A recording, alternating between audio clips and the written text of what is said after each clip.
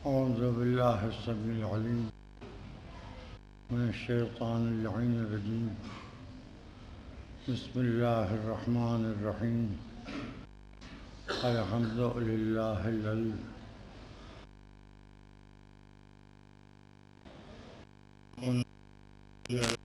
هدانا ربنا بالحق والصلاة والسلام على النبي الأمي العربي القرشي المكي المدني البصري اللقطي الطهامي الدافع جيشات الأباطيل والدامغ صوت الأذاليل معلن الحق بالحق وبالقاف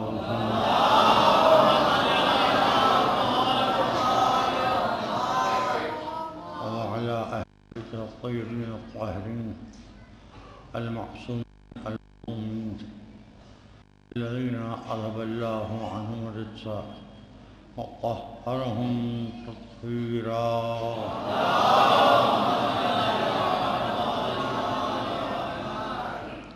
أما بعد فقد قال الصادق عليه السلام: السلام عليك يا أبا عبد الله، لعن الله أمة قتلتك، ولعن الله أمة ظلمتك، ولعن الله أمة سمعت بذلك فرضيت به. صلوات ورحمة الله.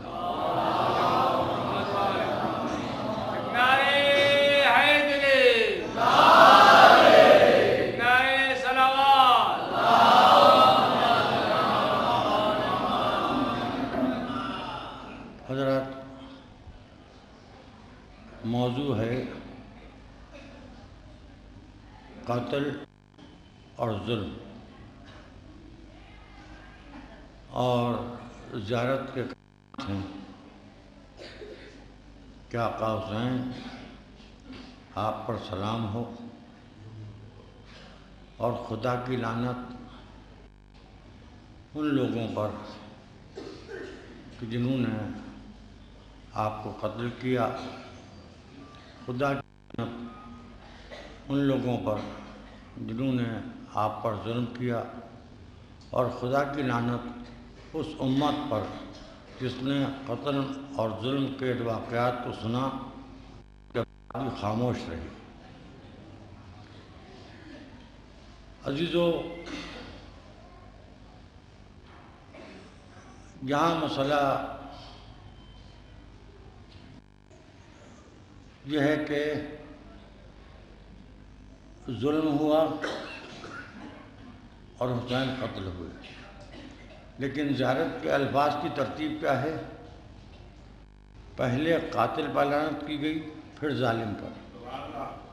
اس کا مطلب یہ ہے کہ وہ ظلم جو حسین کی زندگی میں حسین پر ہوا، وہ ظلم تو سب کو معلوم ہے.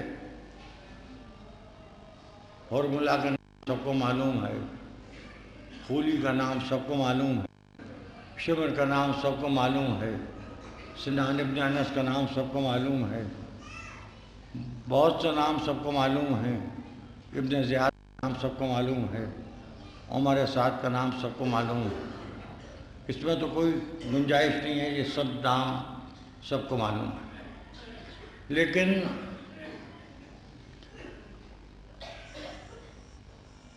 قتل کے بعد حسین پر جو ظلم ہوا وہ ایک ایسا سلسلہ ہے جو ابھی تک رکا نہیں. حسین ہر دور میں مظلوم تھے اور اس وقت بھی حسین مظلوم ہیں. سب سے بڑا ظلم یہ ہے کہ حسین کی شہادت پر، حسین کی مصیبت پر آنسو بہانے کا جب زمانہ آتا ہے تو ہمیں اشک افشانی سے، سینہ زنی سے، مجلسوں سے، ماتم سے، عزا خانوں میں جانے سے کہہ کے اس بہانے سے روکا جاتا ہے کہ مقصد حسین کو سمجھیے اور مقصد حسین پر غور کیجیے، مقصد شہادت کو سمجھیے۔ ہم اس کا مقصد شہادت کیا سمجھ سکیں جس کی شہادت نے اللہ کی تکبیر بچائی؟ ہم اس کا مقصد شہادت کیا سمجھ سکیں جس کی شہادت نے رسول کی رسالت بچائی؟ ہم اس کا مقصد شہادت کیا سمجھ سکیں جس نے آدم کو بچایا؟ ہم اس کا مقصد شہادت کیا سمجھ سکیں جس نے نوح کو بچایا؟ ہم اس کا مقصد شہادت کیا سمجھ سکیں جس نے ابراہیم کو بچایا؟ ہم اس کا مقصد شہادت کیا سمجھ سکیں جس نے موسیٰ کو بچایا؟ ہم اس کا مقصد شہادت کیا سمجھ سکیں جس نے عیسیٰ کو بچایا؟ ہم اس کا مقصد شہادت کیا سمجھ سکیں جس نے محمد کو بچایا؟ ہم اس کا مقصد شہادت کیا سمجھ سکیں جس نے زبور کو بچایا؟ ہم اس کا مقصد شہادت کیا سمجھ سکیں جس نے انجیل کو بچایا؟ ہم اس کا مقصد شہادت کیا سمجھ سکیں جس نے تورات کو بچایا؟ ہم اس کا مقصد شہادت کیا سمجھ سکیں جس نے قرآن کو بچایا؟ ہم اس کا مقصد شہادت کیا سمجھ سکیں جس نے وحی کو بچایا؟ ہم اس کا مقصد شہادت کیا سمجھ سکیں جس نے ملائکہ کو بچایا؟ ہم اس کا مقصد شہادت کیا سمجھ سکیں جس نے فلسفہ وحدانیت کو بچایا؟ ہم اس کا مقصد شہادت کیا سمجھ سکیں جس نے نماز کو بچایا؟ ہم اس کا مقصد شہادت کیا سمجھ سکیں جس نے روزے کو بچایا؟ ہم اس کا مقصد شہادت کیا سمجھ سکیں جس نے حج کو بچایا؟ ہم اس کا مقصد شہادت کیا سمجھ سکیں جس نے زکوٰۃ کو بچایا؟ ہم اس کا مقصد شہادت کیا سمجھ سکیں جس نے جہاد کو بتایا؟ تو ہم اس کا مقصد شہادت کیا سمجھ سکیں جس نے دین کو بچایا؟ ہم اس کا مقصد شہادت کیا سمجھ سکیں جس نے شریعت کو بچایا؟ ہم اس کا مقصد شہادت کیا سمجھ سکیں جس نے آدمیت کو بچایا؟ ہم اس کا مقصد شہادت کیا سمجھ سکیں جس نے انسانیت کو بچایا؟ ہم اس کا مقصد شہادت کیا سمجھ سکیں جس نے آدمیت کو بچایا؟ ہم اس کا مقصد شہادت کیا سمجھ سکیں جس نے اگر نہ بچایا ہوتا تو آج دنیا میں صرف یزید ہوتے، حسین ہی نہ ہوتے۔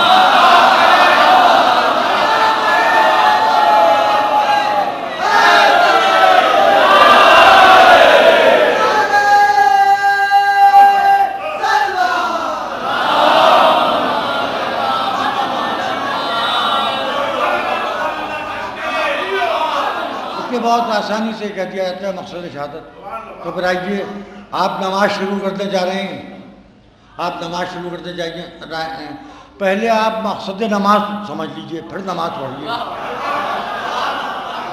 مقصد نماز سمجھ لیجئے، صبح کی نماز پڑھنے جا رہے ہیں، میں آپ کے پیچھے پڑھتا ہوں، مقصد نماز سمجھیے۔ میں نے نماز پڑھ لی، اب آپ کے پیچھے پڑھ گیا میں، مقصد نماز سمجھیے پھر نماز پڑھیے، یہاں تک کہ سورج نکل آیا، نماز قضا ہو گئی۔ آپ نے ظہر کی اذان دی، میں مسجد میں پہنچ گیا، پہلے مقصد نماز سمجھیے۔ ظہر کا وقت گزر گیا، پھر اس کے بعد آپ نے عصر کی اذان دی، میں آپ پر نازل ہو جاؤں، پہلے مقصد نماز سمجھیے پھر نماز پڑھیے۔ معلوم عصر کا نماز کا وقت بھی گزر گیا، مغرب عشاء ہر نماز سے پہلے مقصد نماز سمجھنے کی بات کی جانے لگے تو لوگ مسجدوں میں جاتے ہیں نماز پڑھنے کے لیے، مقصد نماز جاننے کے لیے نہیں۔ ہم عزا خانوں میں آتے ہیں حسین کو رونے کے لیے، مقصد شہادت ہم کیا جانیں؟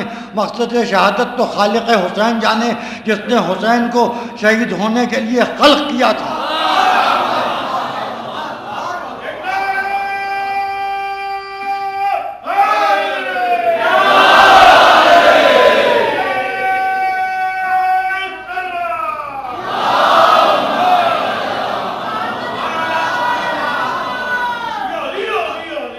بہت آسانی سے یہ بات کہہ دی جاتی ہے، مقصد شہادت سمجھیے۔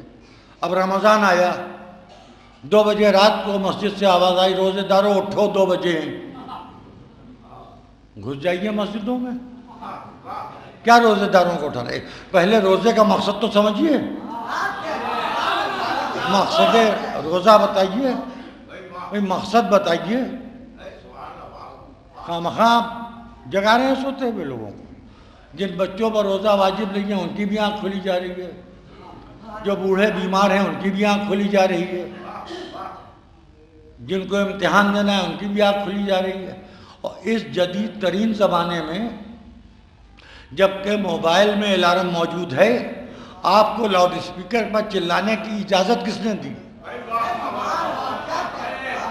آپ چیخ رہے ہیں روزے داروں 3 بج گئے ہیں، روزے داروں اٹھو 3:20 ہو گئے ہیں۔ اچھا 1 بجا سناٹا تھا، 2 بجے آواز تھوڑی سی کم تھی، 3 بجے سے تو ہلڑ شروع ہو جاتا ہے، 3 بجے اور ہنگامہ شروع ہو گیا، 3 بج گئے 3 بج گئے 3 بج گئے، ارے تو 3 بج جائیں یا 3 مر جائیں ہم سے جائیں۔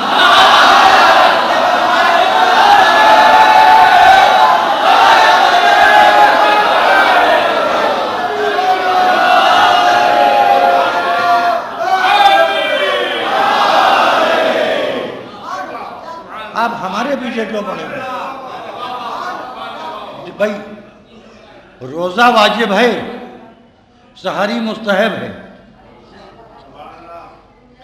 اگر سحری نہ کھائے تب بھی آدمی روزہ رکھ سکتا ہے تو روزہ رکھ لے۔ یہ کیا طریقہ ہے؟ آپ یہ ہنگامہ کیوں کیے ہوئے؟ اب ہم نے سوچا کہ پبلک سے تو کام بنے گا نہیں، اور یہ جھگڑے پبلک سے ہٹا کے مولویوں میں ہونا چاہیے۔ ہم نے مسجدوں کے اماموں کو پکڑا، ایک کی داڑھی دوسرے سے، دوسری کی داڑھی تیسرے سے، تیسری کی داڑھی چوتھے سے باندھ دی، اور سب کی داڑھیاں باندھ کے ہم نے کہا مولویوں جمع ہو کے ہم کو بتاؤ کہ یہ رمضان کی راتوں میں جو ہلڑ ہوتا ہے، ہنگامہ ہوتا ہے، لوگ ڈسٹرب ہوتے ہیں، ہندو پر روزہ واجب نہیں ہے، سکھ پر روزہ واجب نہیں ہے، کرسچن پر روزہ واجب نہیں ہے، اور تم جگا رہے ہو روزے دارو جاگو۔ ایسا سسٹم تو ہے نہیں کہ تم ٹیلی فون کر رہے ہو کہ صرف روزہ دار سنیں۔ کہا اس کا مقصد سمجھیے کیا ہے؟ مقصد یہ ہے کہ لوگوں کو معلوم ہو جائے کہ رمضان ہے۔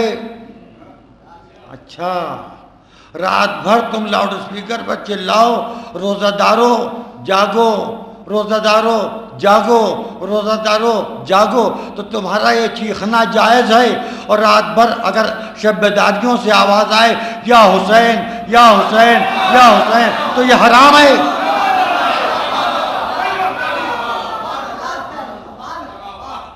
بھئی عجب منطق ہے۔ اب روزہ رکھ لیا،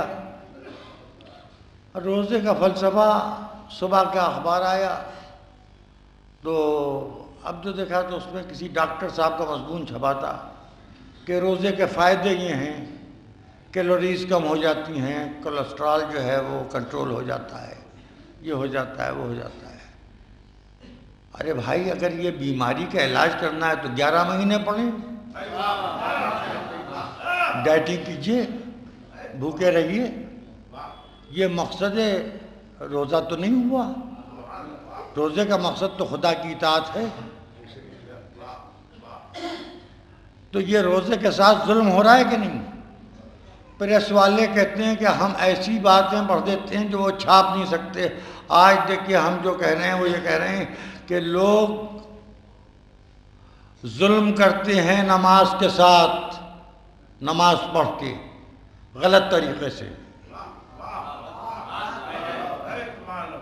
لوگ ظلم کرتے ہیں روزے کے ساتھ، روزہ رکھ کے غلط طریقے سے۔ حج اس پر واجب ہے جو حج کو مانتا ہو۔ اب یہ کہ یہ حج کمیٹی کس سلسلے میں بنی ہے، حج میں حکومت کا دخل کیا ہے، یہ سبسڈی کی بھیک کیوں مانگی جا رہی ہے؟ یہ بھارت سرکار سے، مشرکوں کی حکومت سے، کافروں کی حکومت سے بھیک کیوں مانگ رہے ہو؟ اب حج کے لیے جا رہے ہو، حج ہاؤس بن رہے ہیں، حج ہاؤس میں انتظام اچھا نہیں تھا۔ اب مجھے یہاں پر ایک بات پوچھنا چاہتا ہوں، رسول کی زندگی میں رسول نے یا کسی صحابی رسول نے کوئی حج ہاؤس بنایا؟ حج ہاؤس بدعت ہے، یہ گزشتہ 25-30 سال سے چلا ہے سلسلہ، حج ہاؤس بدعت ہے۔ حج ہاؤس نہ رسول نے بنایا، نہ حج ہاؤس اصحاب کرام میں کسی نے بنایا، نہ صدیق اکبر کے دور میں کوئی حج ہاؤس بنا، نہ فاروق اعظم کے زمانے میں کوئی حج ہاؤس بنا۔ عثمان غنی کے پاس تو بہت دولت تھی، انہوں نے بھی حج ہاؤس نہیں بنوایا۔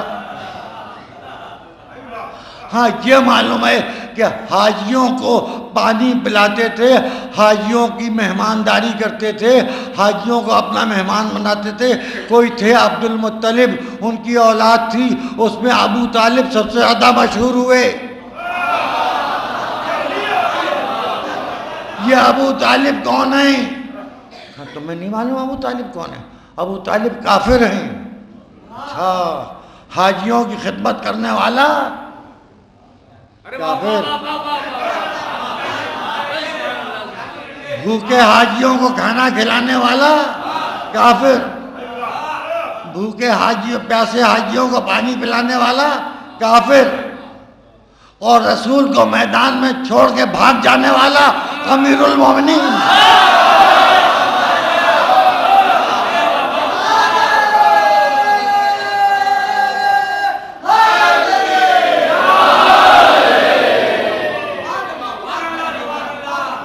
اب اس کے بعد معلوم ہوا حج ہاؤس میں صفائی کا انتظام نہیں ہے، حج کمیٹی کی میٹنگیں ہو رہی ہیں، حج کمیٹی کا ممبر بننا ایک فیشن ہے۔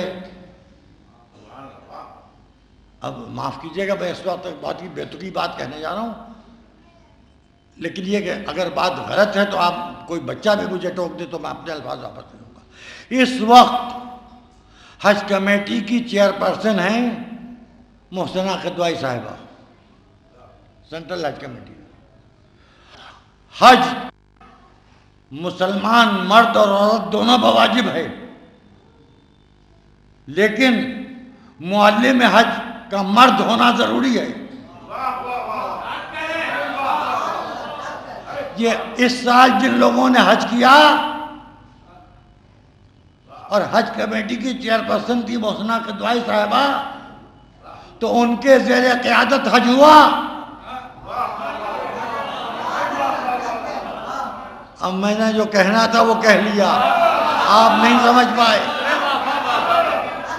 یہ اتنے پاگل لوگ ہیں کہ یہ نہیں، ہائے ہائے ہائے ہائے میں کیا کہوں، یہ ایسے مرد ہیں کہ جو عورت کی قیادت میں حج کرتے ہیں۔ سنیے جملہ سنیے، پھر میں بول لوں پھر آپ بولتے رہیے گا۔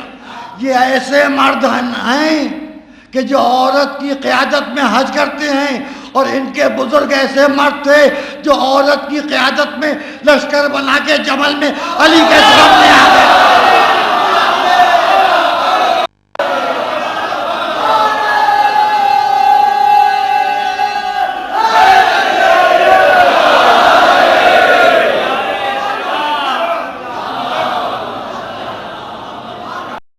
اچھا، میں یہ سمجھا تھا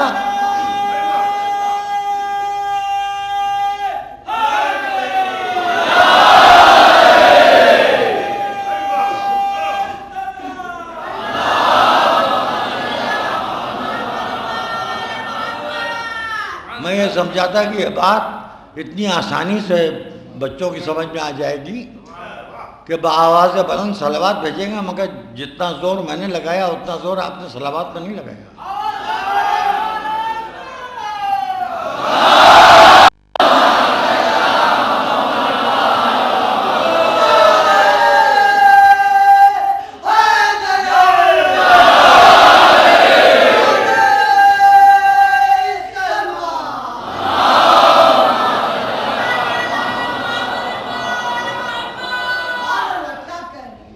بس دوستو، میں اپنے مقصد تک آ گیا۔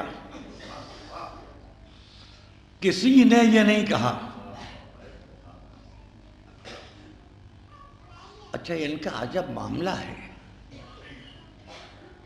عجب معاملہ ہے، ظلم اپنے آپ پر خود کرتے ہیں، اپنے آپ پر ظلم خود کرتے ہیں۔ ایک ہنگامہ برپا تھا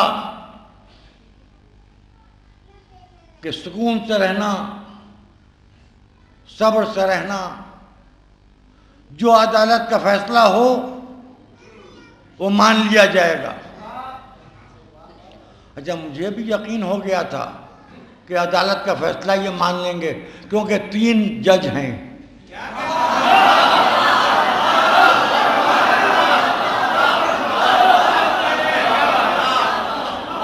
کیا یہ لکھنؤ ہے؟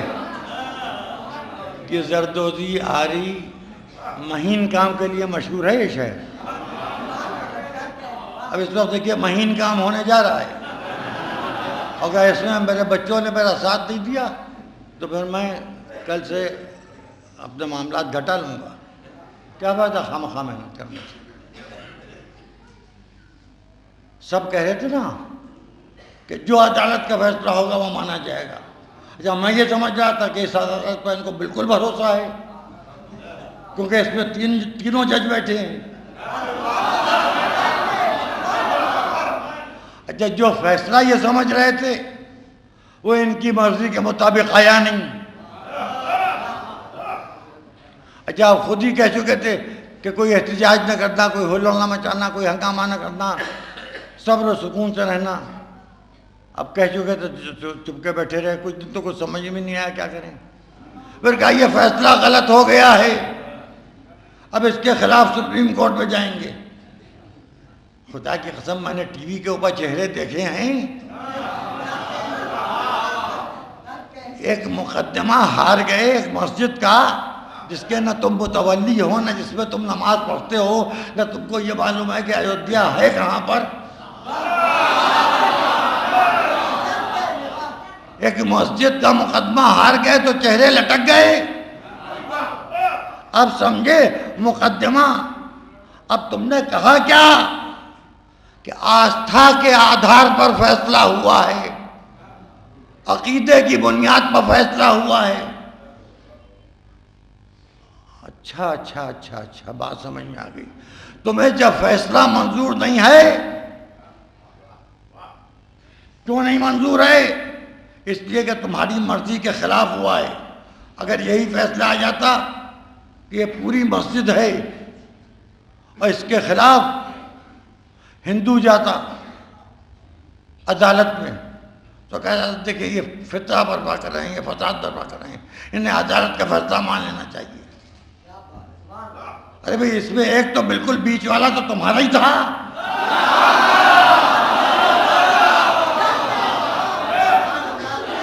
جو بیچ والا تھا یہ تو تمہارا ہی تھا. نماز بھی پڑھتا ہے, روزہ بھی رکھتا ہے, ریٹائر ہو جائے گا تو شاید حج کو بھی جائے. تمہیں بڑا بھروسہ تھا عدالت کا فیصلہ تمہاری مرضی کے خلاف آ جائے تو تمہیں غصہ آ جائے, اور جب جھوٹا فیصلہ حق سیدہ میں فدق کے بارے میں کیا جائے اور ہم لعنت کریں تو تم کو لعنت نہ کیجیے.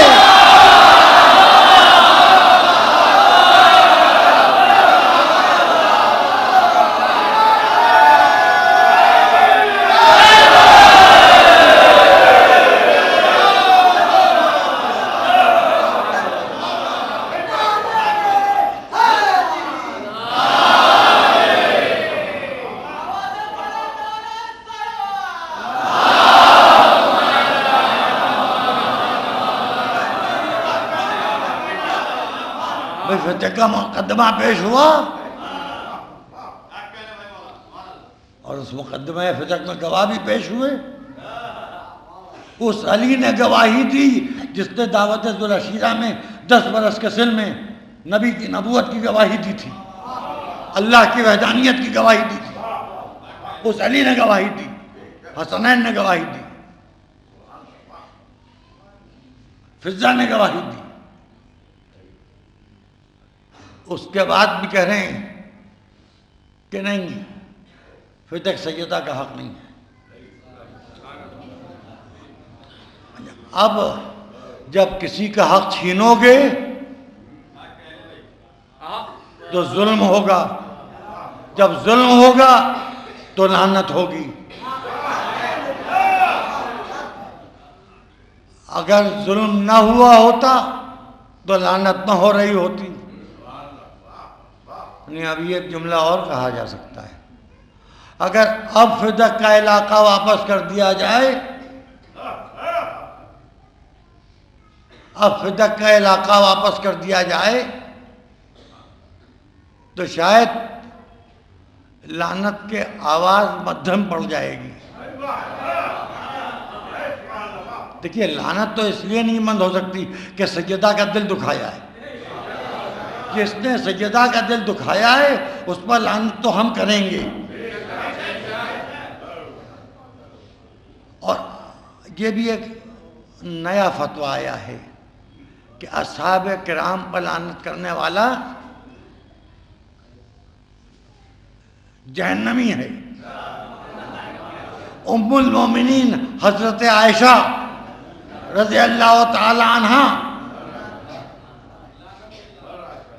حضرت عثمان کو کہا کرتی تھی کہ لعن اللہ نعسلا وقتل اللہ نعسلا. نعسل یہودی تھا ایک, اس سے ان کی صورت ملتی تھی.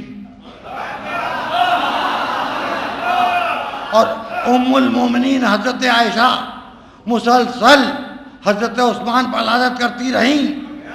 تمہاری کتابوں میں لکھا ہے اور تمہارے علماء نے لکھا ہے. تو اگر لعنت کرنے والا جہنم میں جائے گا تو تم حضرت عائشہ کے بارے میں کیا کہتے ہو؟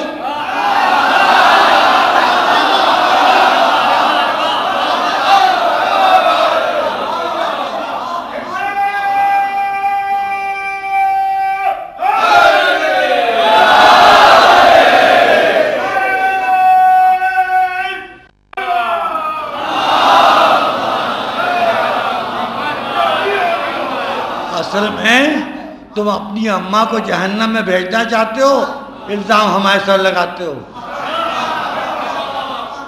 اور اگر یہ ہے کہ ظالم پر لعنت کرنے سے, قاتل پر لعنت کرنے سے جہنم ملے گی, تو ہزاروں جنتیں قربان تبرے پر. لعنت تو ہوتی رہی ہے, ہوتی رہے گی. انسان لعنت نہیں کرے گا, فرشتے خدا نے خلق کر رکھے ہیں.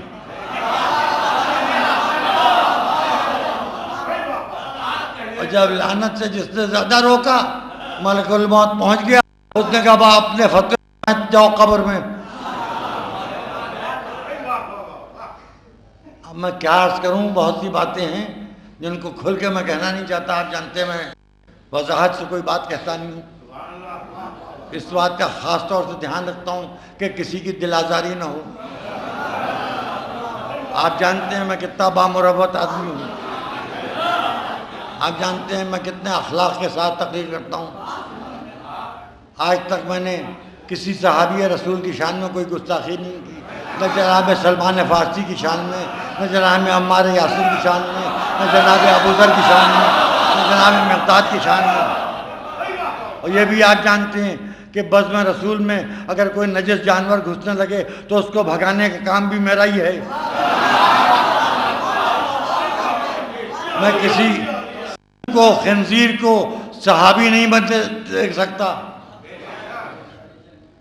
شرابی صحابی, آپ کیا کیا بن رہا ہے؟ سنیے, کل کیوں کہا آپ نے کہ یہ آنکھیں جہنم میں جلائی جائیں گی جو محرم میں روتی ہیں؟ آپ نے کل کہا, آج نقد جواب حاضر ہے, ہم قرض نہیں رکھیں گے.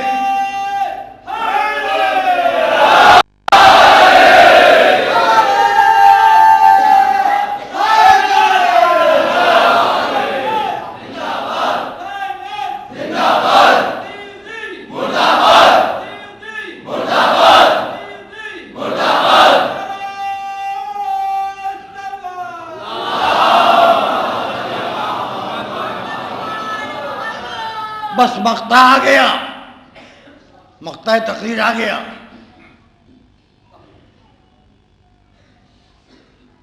روئے گا اس کی آنکھیں جہنم میں جلائی جائیں گی. آیت نازل ہوئی کہ شراب حرام ہے. نبی نے حکم دیا کہ ساری شراب نالیوں میں بہا دو. مدینے کی نالیوں میں شراب بہ رہی تھی. سنن ابن داؤد میں موجود ہے, سنن ابن ماجہ میں موجود ہے. حضرت ابو ہریرہ سے روایت ہے کہ فاروق اعظم بلک بلک کے رو رہے تھے.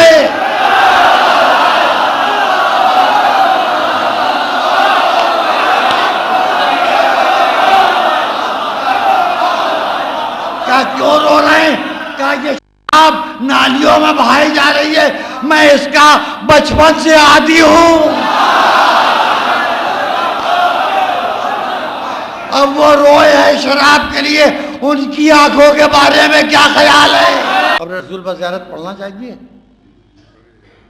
مفاتیح الجنان میں موجود ہے، وظائف الابرار میں موجود ہے، نہ جانے کتنی دعاؤں کی کتابوں میں. کسی کو جتنے لوگ حج کے لیے گئے پوچھئے ان سے، رسول کی زیارت نہیں ملتے. بات کیا ہے؟ رسول کی زیارت پڑھی جائے گی تو زیارت میں رسول کے فضائل بیان ہوں گے. اور ادھر ادھر لیٹے کمینے.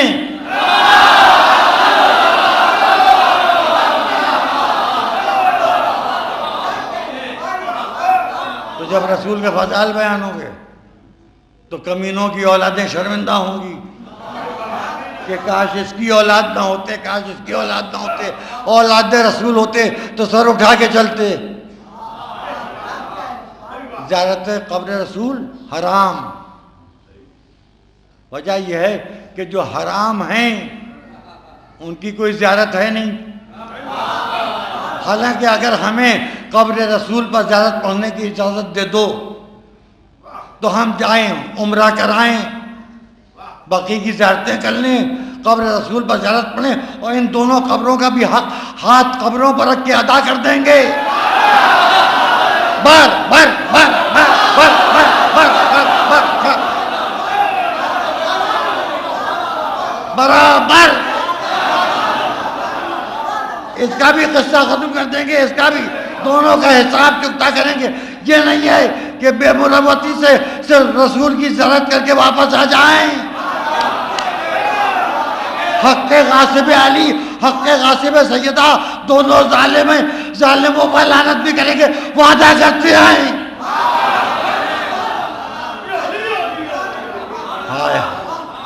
وعدہ کرتے ہیں. بس جو کہنا تھا وہ میں نے کہہ لیا، اور آپ کو جس طرح سے سنا تھا آپ نے سن لیا. اب آپ یہ دیکھیے کہ دعائیں رکھی گئی ہیں. اذان کے بعد کی دعا ہے، نماز کے بعد کی دعا ہے، نماز شب کے بعد کی دعا ہے. اور اس میں دعا یہ ہے کہ خدایا مجھے قبر رسول کا مجاور بنا دے. یہ دعا کرتا ہے مومن کہ ہمیں قبر رسول کا مجاور بنا دے. ہمارا مستقر اور ہمارا قرار قبر رسول ہو جائے. قبر رسول کا وارث مجاور کون تھا؟ وارث مجاور تھا حسین، اور حسین سے قبر رسول چھوڑوا دی گئی. قبر رسول پر گئے اور لوح قبر پر رخسارہ رکھ کے اتنا روئے کہ قبر رسول آنسوؤں سے تر ہو گئی. اے نانا مجھے مدینہ چھوڑنا پڑ رہا ہے. اے نانا اب آپ کا حسین آپ کی قبر پر نہیں آ پائے گا. اے نانا اب آپ کی محراب میں آپ کا حسین نماز نہیں پڑھا پائے گا. اور روتے روتے آنکھ لگ گئی. خواب میں رسول کو دیکھا، میرے لال جاؤ، تمہاری قربانی سے میرا دین بچے گا، میرا نام بچے گا.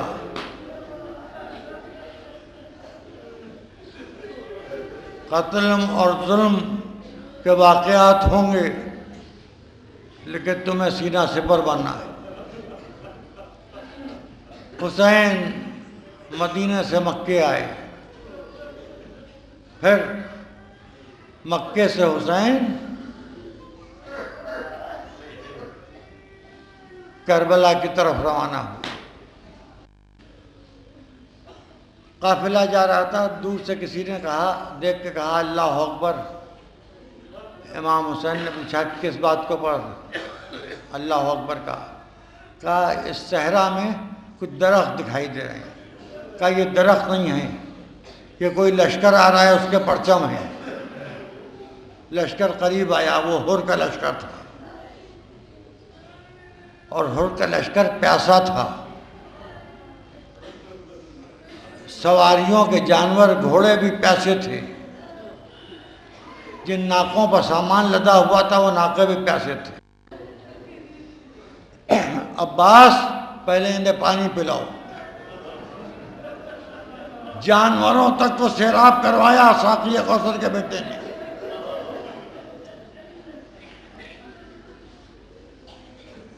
اور اس سیرابی کے بعد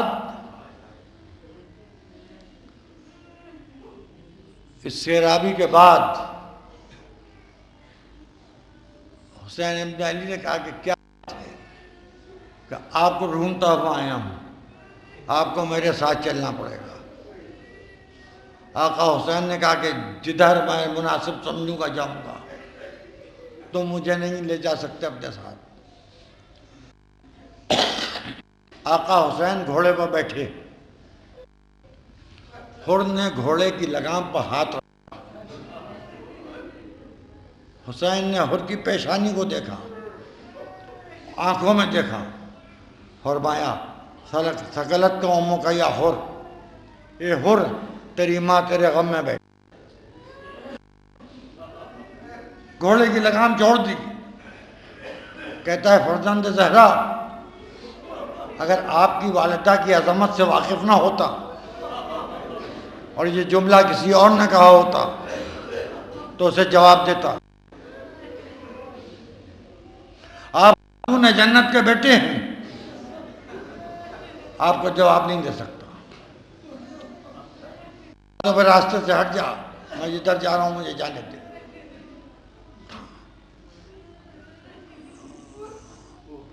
حسین کربلا کی طرف روانہ ہو گئے۔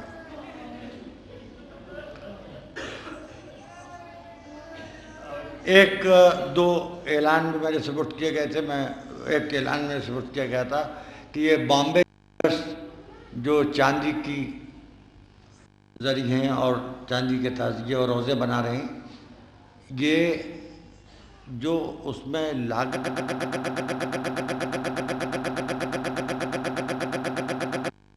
یا کاریگر کی محنت، اس قسم کی جو مزدوری ہے، وہ سامان وہ پیسہ نہیں لے رہے ہیں۔ اوریجنل جو دام ہے اسی دام پر زری ہیں، بڑی زری ہیں، چھوٹی زری ہیں، جیسی بھی آپ لینا چاہیں وہ لے لیں۔ اور یہاں سے ٹھیک 12:30 بجے یہ دونوں بسیں ٹی وی سینٹر کے لیے روانہ ہو جائیں گی، کیونکہ آج ٹی وی کی مجلس کی ریکارڈنگ ہے اور زیادہ سے زیادہ سیاہ لباس میں لوگ چلیں۔ عزیزو، اور کوفے کی طرف گیا، حسین کربلا کی طرف۔ پھر کربلا، باتیں آپ لوگ کر چکی ہوں تو میں مصائب شروع کروں۔ کربلا پہنچ گیا قافلہ۔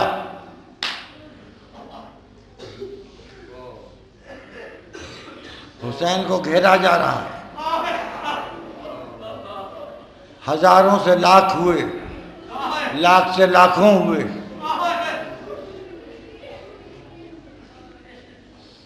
اور عاشور کی رات آئی۔ اور اپنے خیمے کے سامنے بے چینی سے ٹہل رہا ہے۔ کسی نے آگے بڑھ کے کہا کہ ہر، تم تو بہت جری ہو، بہت بہادر ہو، تمہارے اوپر ایک اضطراب و بے چینی کی کیفیت آ رہی ہے۔ کہا ٹھہر جاؤ، ہوا کا جھونکا آیا، حسین کے خیموں کی طرف سے رات کے اندھیرے میں چھوٹے چھوٹے بچوں کی آواز آئی، العطش قد قتلنا، ہائے پیاس ہمیں مارے ڈالتی ہے۔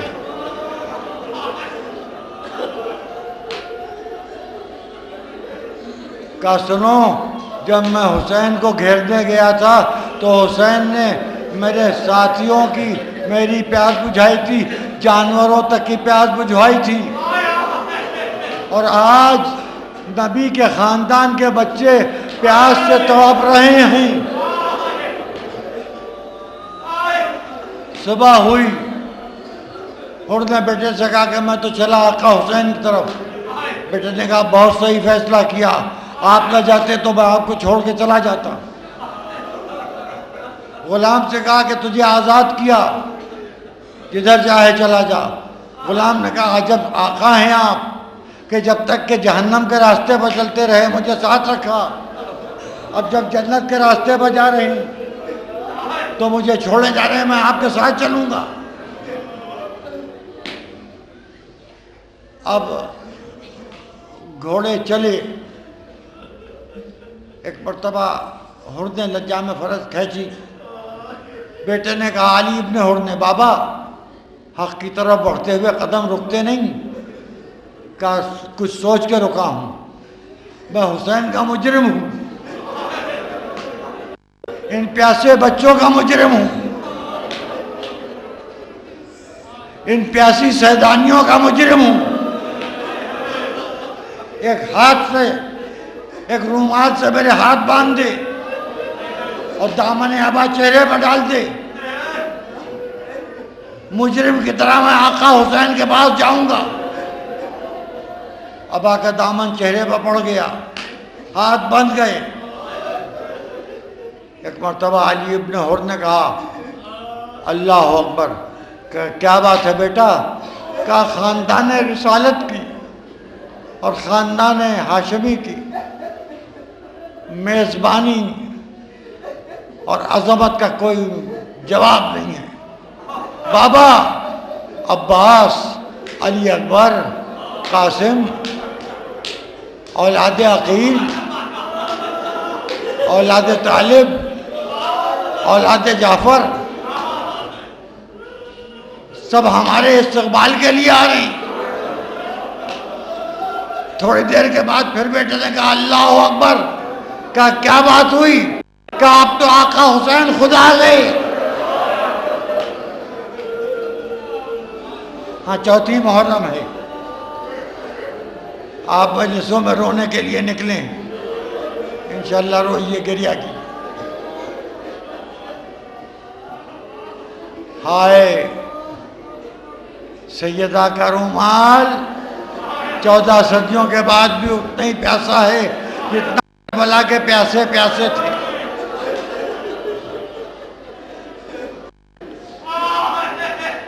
عزیزو، نے اپنے کو گھوڑے سے گرایا، بیٹے سے کہا مجھے لے جا کے آقا حسین کے قدموں میں بٹھا دے۔ قدموں پر سر رکھا، آقا کیا اس گناہگار کی اٹھایا، گلے سے لگایا، اور میں نے معاف کیا، میرے خدا نے معاف کیا۔ حسین نے خیمے میں لے فرش پر حر کو بٹھایا، حر کے بیٹے کو بٹھایا، غلام سے کہا کہ اس وقت برابر سے بیٹھ جا میرے، کیونکہ تو میرا مہمان ہے۔ غلام حر حسین کے پہلو میں بیٹھا۔ حسین کہتے حر بہت شرمندہ ہوں، تو میرے گھر میں مہمان ہوا اور یہاں میزبانی کا کوئی انتظام نہیں ہے، آج کا کوئی دانہ نہیں، پانی کا قطرہ نہیں، تیری خاطر کیسے کروں، تیری مدارات کیسے کروں؟ اور زار و قطار رونے لگا۔ آقا حسین، یہ حالات جو پیدا ہوئے اس میں میں بھی تو شریک تھا۔ کہا حر میں تجھے معاف کر چکا۔ ایک مرتبہ حر کا غلام تھا، وہ کہتا ہے آقا راہ جنت تو میں آپ سے آگے جانا چاہتا ہوں. کہا جاؤ بسم اللہ. حسین نے کہا کہاں جا رہے ہو؟ کہا آقا آپ پر قربان ہونے جا رہا ہوں. نے کہا مہمان کے میزبان کے ہوتے ہوئے مہمان قربان ہو؟ اس نے کہا مولا مہمان تو آپ ہیں.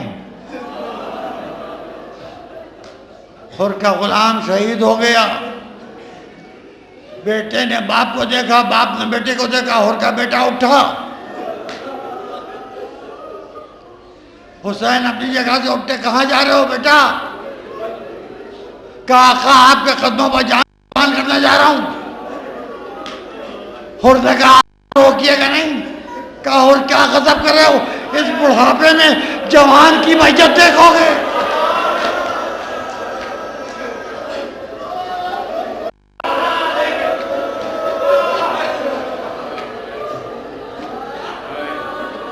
کہا آقا آپ کے جوان بھی تو محفوظ نہیں ہیں.